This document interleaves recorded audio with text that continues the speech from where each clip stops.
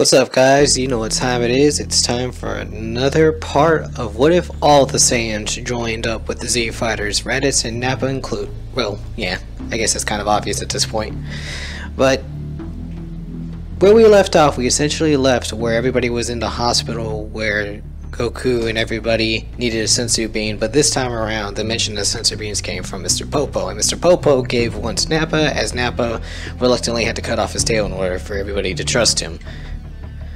Continuing on from there, because of the fact Nappa followed through in essentially paying off his debt and not only trying to help bring back Tien and Piccolo and Chaozu, but also made the ultimate sacrifice, because in this iteration, even though we didn't get a lot about Nappa comes off more as honorable rather than prideful, though he comes off very lovable lummox. I feel like Nappa is that type of honorable Saiyan, which is why he, in the original series at least, he was one with Vegeta as he was growing up, going from planet to planet, and probably like as a special escort selected by Vegeta's father. So, and I think it's from there too that we can essentially see how Vegeta would have inherited his quote-unquote Saiyan pride and turned it into more of a prideful thing rather than an honorable thing. But going back to the original thing of Nappa now joining the Z Fighters, essentially, even if it is tentative, you now have Nappa here, which makes everything feel a little bit weird, especially with Gohan, who always kept up with Piccolo's suspicions of Raditz, and now Nappa too. It seems a little bit too far-fetched and too good to be true, and Gohan, for the most part, acts a little bit cold towards him, and basically keeping his sentences short and to the point, where Krillin is at least being a little bit more forthcoming because Goku's the one that said everything. So you have this tension in the air as Nappa's talking with everybody and how they get into Namek, and Bulma and her father are talking about making a spaceship. But what they can actually do this time without blowing it up is actually ask Nappa to bring his space pod over to the Capsule Corp so they can study it. This way they can reverse engineer it and make a better ship quicker and faster. Oh, sorry, I know it's the same thing, but essentially they get the ship that's both made faster and better as a whole, because of the fact they have the Saiyan technology that transports them. So with this, they get to planet Namek a lot faster, so there's no meeting the space orbits or Fate Namek, which I can't remember if that was filler or not. Let me know in the comments below. It's been a while since I read Z or the manga, excuse me. But from there we have the gang of Nappa, Krillin, Gohan, Bulma, and Yamcha actually all headed to Namek as the first wave. And it's here too that Nappa's able to more easily see that, oh crap, Frieza's men is here. Because when they land, they find the cave as they first did, and then Nappa, basically the other four, decide to try and go look out into everything. But before they can, it's where that huge wave of just like Frieza and his soldiers just pass by, and it's Nappa who comes to the cold realization of what just happened. Gohan and Krillin are sitting here having the conversation about the power level that they felt from Frieza and not quite understanding, but it's Nappa that fully understands the situation, is more fearful than them, though he can't sense energy. And the question actually even comes up after the fact they noticed how frightened Nappa is. And they go, Nappa.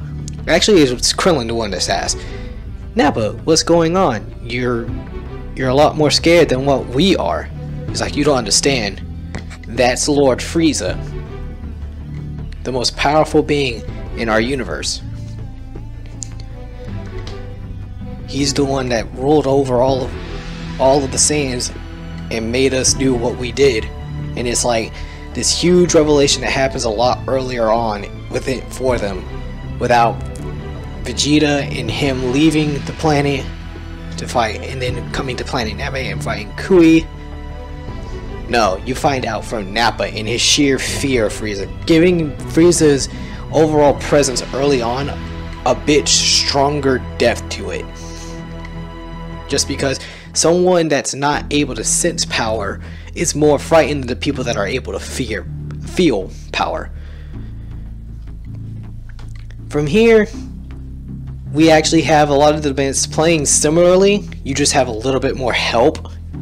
And surprisingly enough, you also get a death retcon to an extent, in which basically when everything is happening where Gohan and them are watching the Namekian village essentially get slaughtered and they save Dende, as they're making their way, Krillin still uses the solar flare, but it's at this moment that Yamcha and Nappa take the opportunity to send out their most powerful blast that they can against Dodoria, since they don't currently have their scouters after being destroyed as they were.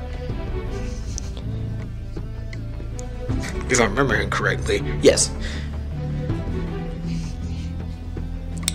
And then from there, you have Nappa releasing the mouth blast that killed Piccolo, and because of the fact of his near-death experience, he himself is stronger. Then you have Yamcha, who, because they were able to have a larger ship, was actually training with everybody on the ship to Namek. Also, the ship was made more so for comfort rather than training, so there is no gravity machine within the ship, but it essentially is the same ship that will bring Goku and Raditz to planet Namek. But more on that later. So from there we have Nappa and Yamcha firing off their most powerful blasts in unison, killing Dodoria right then and there rather than Vegeta running into him. But because of Vegeta's neat ability of being able to now sense energy, which is a little bit weird, but it goes to the prodigy nature of Vegeta in learning such a skill so fast, whereas Nappa will learn the ability over the course of the Namek saga, to kind of show that difference in why Vegeta is not only considered an elite warrior but a prodigy. In this, Vegeta can sense that a large power is within the area, and also that Dodoria has just died. From here, the Zarbon storyline will take place where Zarbon catches up with Vegeta. He'll ask Vegeta if he knows where Dodoria is. At this time, Vegeta won't be lying. It's like, I don't know what happened. Seems like he's dead though. And Vegeta, being cocky about everything, not being able to fully understand his own power, is able to best Zarbon in his pre-form still, but gets a lot more beat up against monster Zarbon. As everyone's making their way back to the cave during their fight with Vegeta versus Zarbon, Nappa and Yamcha high-five each other like, okay, that's one problem down. Nappa's a little bit confused, as well as Yamcha, because he can't believe that he just did that after knowing that Nappa killed his friends. But at the same time, they both are able to come to a somewhat unspoken agreement that, yeah, that was probably for the best. While you have Gohan speaking on everything like, you shouldn't have killed him, there was no reason to kill him. And that's where Yamcha is trying to break up the situation immediately, and Nappa goes, no, we had no choice, because if we had let Dodoria live, he would have went back to Frieza, and we would have had a lot more to deal with than just Dodoria. We got lucky that my power plus your friends here was able to help us beat down Dodoria. Otherwise, we probably wouldn't be able to be speaking right now. Because Dodoria, from what I remember, used to be a lot stronger. But I'm guessing because of my near-death experience on Earth, along with the training that we did up here, was able to help me out. Now, everybody did get a little slightly stronger in comparison to the series. In comparison to the original series, because of the extra training. So with the extra training, it's not like they're that much stronger. If anything, everybody got a similar power boost that they would have gotten to the equivalent of already having Guru's unlocked potential before getting Guru's unlocked potential. So from here on, we actually have Vegeta wake up from his, being beat up, beats up a pool, takes Frieza's Dragon Balls, and also now is aware that the Ginyu Force is on his way. It's during this time that everybody goes along with Dende to go meet Guru and understand what the heck is even going on. So you actually have 3 parts of the story going on where Vegeta is making a break for it with Frieza's Dragon Balls. Frieza's making a call to the Ginyu Force. It's already made the call to the Ginyu Force after hearing that Dodoria is dead. And then, now knowing that it was Nappa that killed him. So from there, you also have the story of the Z Fighters going over to Guru's to talk to him, as well as getting their potential unlocked. All 4 of them will be getting their potential unlocked. And then you'll have you know what, I'm probably getting a bit ahead of myself. Let's focus on what we have. So Vegeta is, of course, same thing as usual, throwing out the Dragon Balls and everything and making a break for it, where his other Dragon Ball is earlier from the Namekian village that he destroyed, while also passing by Gohan, who has already gotten his power up with everybody else, but decided to go on ahead and dip out with the Dragon Ball that Guru gave him. And that's where the little encounter between Vegeta and Gohan happens. But this time, Vegeta actually has a Dragon Ball that was originally down there, rather than being completely upset that it went missing. Now, I know this is a bit to and fro, but in the grand scheme of things, they think it'd be better because of the fact Gohan's energy is already pretty low, but because of the power up with Guru, he needs to be able to lower his energy even further. But because Vegeta is able to sense energy now, it makes it a little bit hard. But still, the same thing still ends up happening. And this time Gohan fully understands, because as Vegeta is leaving Frieza's thing and Gohan is passing him to head back to the cave, they both have a Dragon Ball. Gohan is still able to hide his, but Vegeta is carrying his clear as day. And it kind of puzzles Gohan, which actually helps him hide the fact that he had his own to begin with. And basically saying that you have a Dragon Ball? Vegeta replies back, of course I do. And I'll be collecting them all to get my wish in order to beat Frieza. And from there, basically taunting Gohan and also punching the crap out of him. While back at Guru's, everybody's talking with Guru about how long Frieza's actually been there, what's going on, while also giving everybody their power, also explaining that he's sick because of how his people are dying. He's literally dying of a broken heart as Frieza continues to kill off the Namekians. It actually breaks Krillin and Yamcha's heart to hear this, wishing they could do more as they angrily grip their fists, while Nappa is only sitting there wondering what he could do, what would Kakarot do in this situation. And it's in this that Guru speaks over to Nappa and asking him, why are you here? And he says, I'm repaying a debt. And at first Guru explains that the power to unlock your hidden potential is something that is only able to be accomplished through those of pure of heart.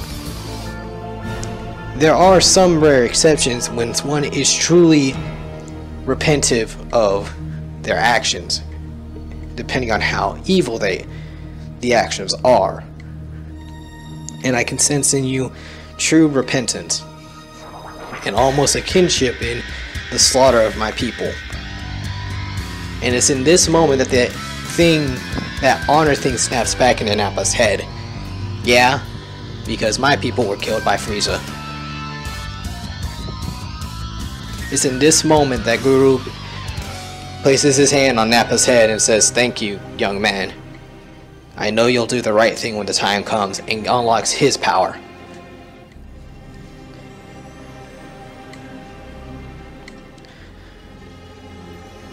From there, the conversation would continue on in blissful fun and would actually be able to keep Guru alive, or warm him up to an extent, while also trying to get a lowdown and figuring out what exactly they should do from here. Once they do so, Vegeta gets the idea in his head. Once he has 6 of them, he is like, maybe the Runt might know what the other Dragon Ball might be. He's here, and he obviously knew what a Dragon Ball was, so it won't hurt at all. While at the same time, managing to run into Zarbon again, because of the same situation that happened before. But this time, of course, Vegeta has 6 out of the 7. And as he's taunting Zarbon after getting his ass beat the last time, it pretty much goes just as in the original story. But it's during this fight that we actually head back to Earth, where Popo has come back to Goku and Raditz with senzu beans. Just as in the original story. And from there, once they are able to recover thanks to the senzu beans, they immediately head off to Capsule Corp, as everybody has been gone now for about close to a month. Yeah, close to a month, because they were able to get there a heck of a lot faster, and they still needed to wait on their own ship to be built. So it's here that the gravity chamber is introduced for Goku, knowing that Goku was gonna want to train. And this time around, Raditz is going to be with his brother and be able to share some brotherly time. And because of the fact this is somebody stronger than any of the other Z Warriors currently, except for maybe Nappa and Yamcha, I'd probably put them around the same power level. Goku's power would actually be even stronger than what it would have been if Tien or Piccolo would have come with Goku to train. And as they're training to head to Namek, we'll go ahead and end this part 3 of the series right as the Ginyu Force are getting ready to arrive on planet Namek.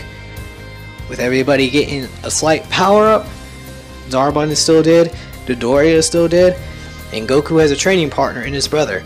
How can we expect their friendship or brotherhood to grow, their relationship as family between Goku and Raditz as they're headed to Namek? We'll have to just find out in part 4. Thank you guys, let me know if you liked anything, if you want me to change anything. As always guys, until next time, I'll see you next time.